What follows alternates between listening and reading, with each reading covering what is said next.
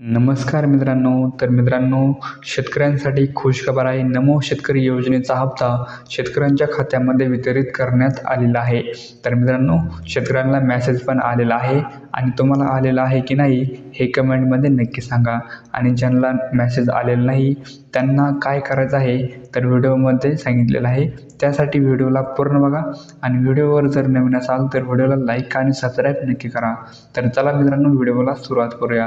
तर मित्रांनो, त्यांना काम काय महत्त्वाचे काम म्हणजे लँड सीडिंग.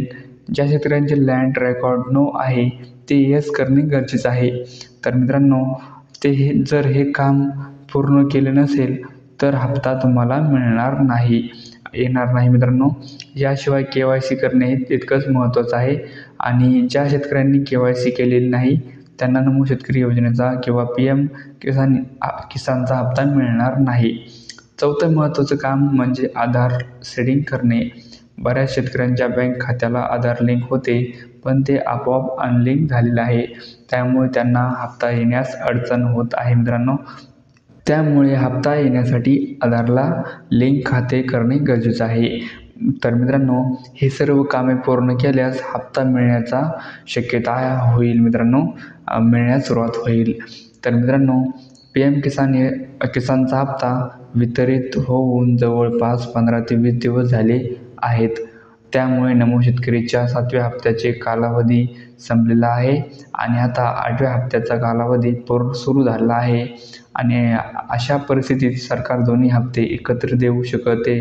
पण एकत्र 2 हप्ते आल्यास 7व्या हप्त्याचे 2,000 रुपये आणि 8व्या हप्त्याचे 2,000 रुपये ऐकून मित्रांनो 4,000 रुपये शेतकऱ्यांच्या बँक खात्यात येऊ शकतात. पण मित्रांनो, सरकारला हे 2 हप्ते द्यायला पाहिजेत अशी शेतकऱ्यांची अपेक्षा आहे. परंतु सरकारने हे 2,000 रुपये शेतकऱ्यांना दिलेले नाही.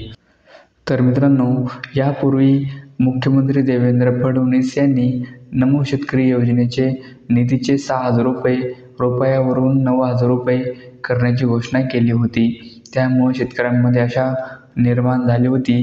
पण त्यांना आता 2,000 रुपयाऐवजी 3,000 रुपयांचा हप्ता मिळेल. मात्र या घोषणेची तरतूद अद्याप केलेली नाही आणि कोणताही JR काढलेला नाही. त्यामुळे हप्त्याच्या रकमेत अजून वाढ झालेली नाही.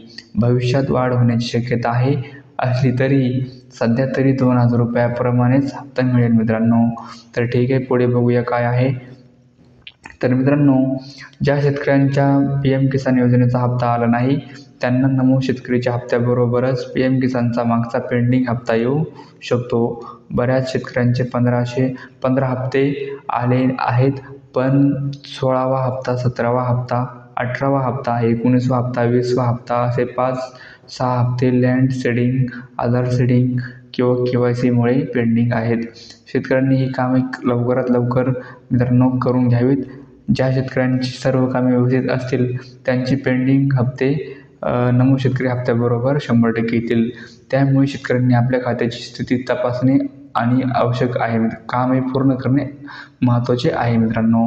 ठीक आहे मित्रांनो. तर मित्रांनो, तुम्हाला व्हिडिओ कसा वाटला कमेंटमध्ये नक्की सांगा आणि व्हिडिओवर जर नवीन असाल तर व्हिडिओला लाईक आणि सबस्क्राईब नक्की करा. धन्यवाद मित्रांनो.